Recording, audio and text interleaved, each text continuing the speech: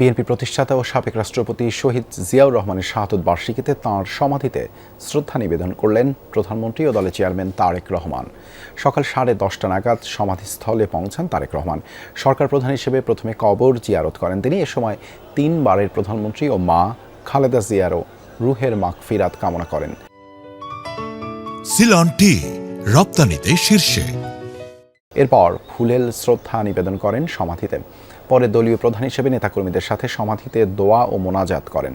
উপস্থিত ছিলেন বিএনপির কেন্দ্রীয় ও জ্যেষ্ঠ নেতৃবৃন্দ। তারা পুষ্পস্তবক অর্পণের মাধ্যমে শ্রদ্ধা জানান।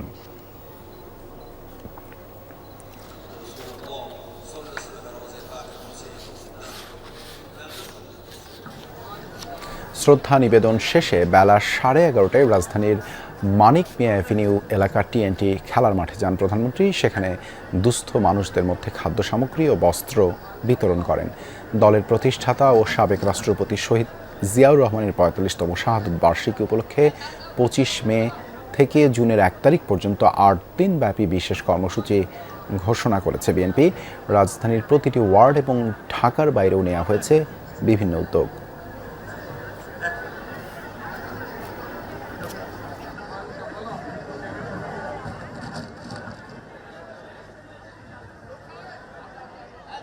শহীদ রাষ্ট্রপতি ও বিএনপির প্রতিষ্ঠাতা জিয়াউর রহমানের শাহাদত বার্ষিকীতে দুস্থদের মাঝে বস্ত্র ও খাদ্য সামগ্রী বিতরণ করেছেন প্রধানমন্ত্রী তারেক রহমান। এ বিষয়ে জানাতে যুক্ত হচ্ছেন সহকর্মী আরেফিন শাকিল মিরপুর বাংলা কলেজ প্রাঙ্গণ থেকে। আরেফিন, এই মুহূর্তে সেখানে কি কি কার্যক্রম চলছে? ধন্যবাদ দেবাশিস। এখন মূলত দুইটি জায়গায় এর আগে তিনি বস্ত্র বিতরণ করেছিলেন। এখন বাংলা কলেজে মূলত যারা সীমিত আয়ের মানুষ তাদের মাঝেই বস্ত্র বিতরণ করা হচ্ছে এবং কিছু জায়গায় খাদ্য বিতরণ করা হবে, খাদ্য সামগ্রী বিতরণ করা হবে। এবং আপনারা দেখতে পাচ্ছেন যে বাংলা কলেজের মাঠে অনেক মানুষ, বিএনপি নেতাকর্মীদের পাশাপাশি যারা ছিন্নমূল মানুষ তারা এসছেন সহযোগিতা নিতে। তারা সেই সহযোগিতা এখন বিতরণ করা হচ্ছে। প্রধানমন্ত্রী তার বাবার জন্য দোয়া চেয়েছেন এবং তার বাবা মায়ের জন্য দোয়া চেয়েছেন এবং এখানকার যারা এখানকার স্থানীয় যারা মানুষ তাদের সঙ্গে প্রধানমন্ত্রী কথা বলেছেন।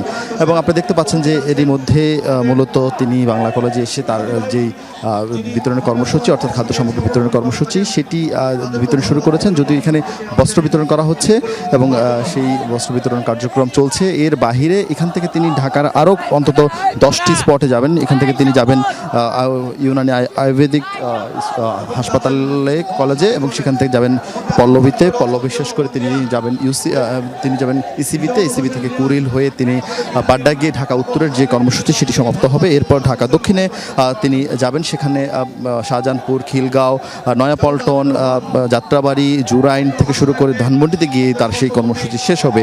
অর্থাৎ দীর্ঘদিন পর বিএনপির প্রতিষ্ঠাতা সাবেক রাষ্ট্রপতি জিয়াউর রহমানের মৃত্যু শাহাদত বার্ষিকী উপলক্ষে বিএনপির চেয়ারম্যান হিসাবে বা চেয়ারপারসন হিসাবে দীর্ঘদিন পর এই কার্যক্রমে যুক্ত হয়েছেন তারেক রহমান। কারণ দীর্ঘদিন তিনি দেশের বাইরে ছিলেন, ফলে এবারই প্রথম তিনি তার বাবার শাহাদত বার্ষিকীর অনুষ্ঠানে তিনি যোগ দিয়েছেন। এর মধ্যে এই কর্মসূচি শেষ হয়েছে দেবাশিস। এরপর তিনি অন্য কর্মসূচি তিনি যোগ দেবেন এবং সেই কর্মসূচির খবর নিঃসন্দেহে আপনাদেরকে জানাবো। এর আগে আপনি যেমনটা বলছিলেন যে দীর্ঘদিন পর প্রায় 2 দশক পর বাবা জিয়াউর রহমানের শাহাদত বার্ষিকী উপলক্ষে তার মাজারে তিনি পুষ্পস্তবক অর্পণ করেছেন, যেখানে দলের সিনিয়র নেতৃবৃন্দরা ছিলেন। এবং সেখানে বলা হচ্ছিল জিয়াউর রহমানের দেখানো যে পথ সেই পথ অনুসরণ করেই বিএনপি আগামী দিনে রাজনীতি করবে এবং বাংলাদেশের বহুদলীয় গণতন্ত্রের চর্চা তারা অব্যাহত রাখবেন বলে তারা বিশ্বাস করেন।